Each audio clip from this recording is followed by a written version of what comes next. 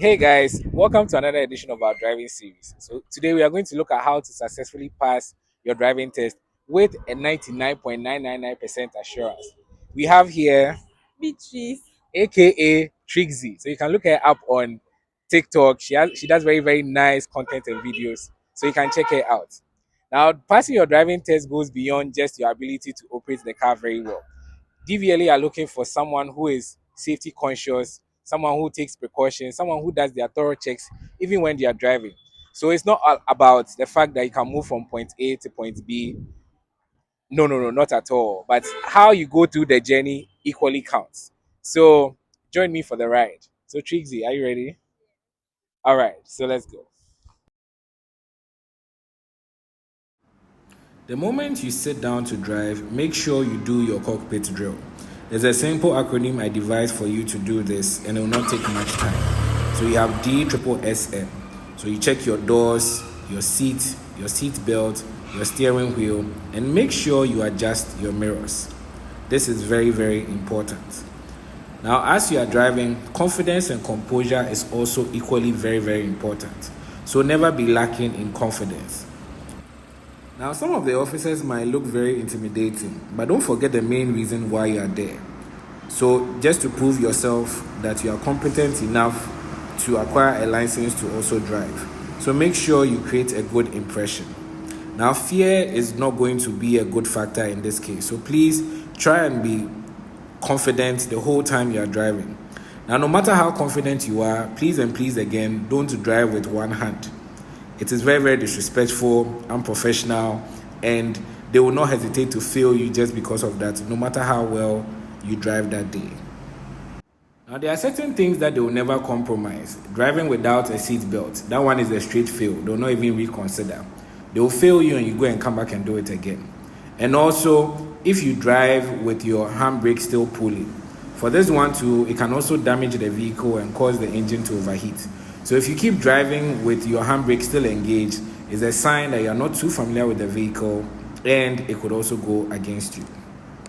On the day of the driving test, try and be on time to avoid putting unnecessary pressure on yourself. Here we are doing the driving test with an automatic car. Now, with regards to those who are going to be using a manual car, make sure the engine doesn't go off more than 3 times. And I repeat, make sure the engine doesn't go off more than 3 times. Even with the best of us, sometimes the engine may go off here and there. But if it goes off more than 3 times, it means that you are not too proficient with the manual car. For the driving test, DVLA is not going to provide a vehicle for you.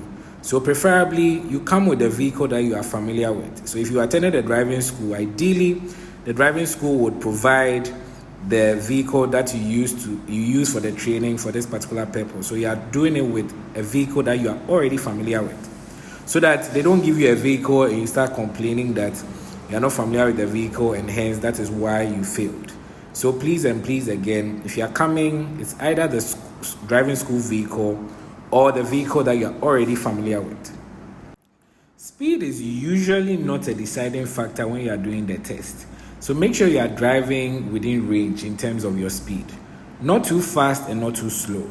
Too fast is communicating overconfidence. Make sure you never go beyond 50 kilometers per hour wherever you find yourself doing the test. For a learner, you should never go above 50. And also, depending on where you find yourself, between 20 and 30 is basically okay.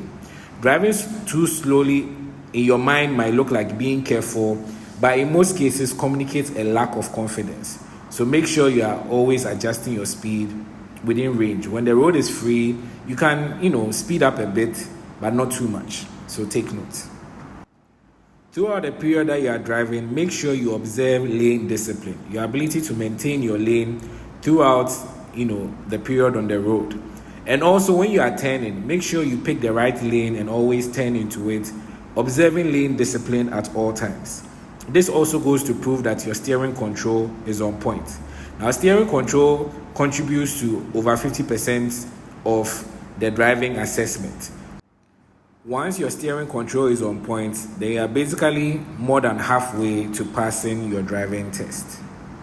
Use your mirrors at all times when checking your rear views, and also anytime you are going to turn, make sure you signal. If you don't signal, you are going to lose a lot of marks for that. Communicating on the road is very important.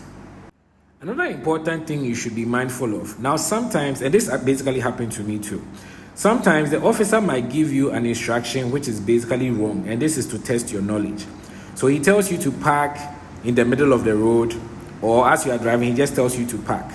Now, woe unto you if you just park in the middle of the road. It basically goes against you because ideally you are not supposed to do so.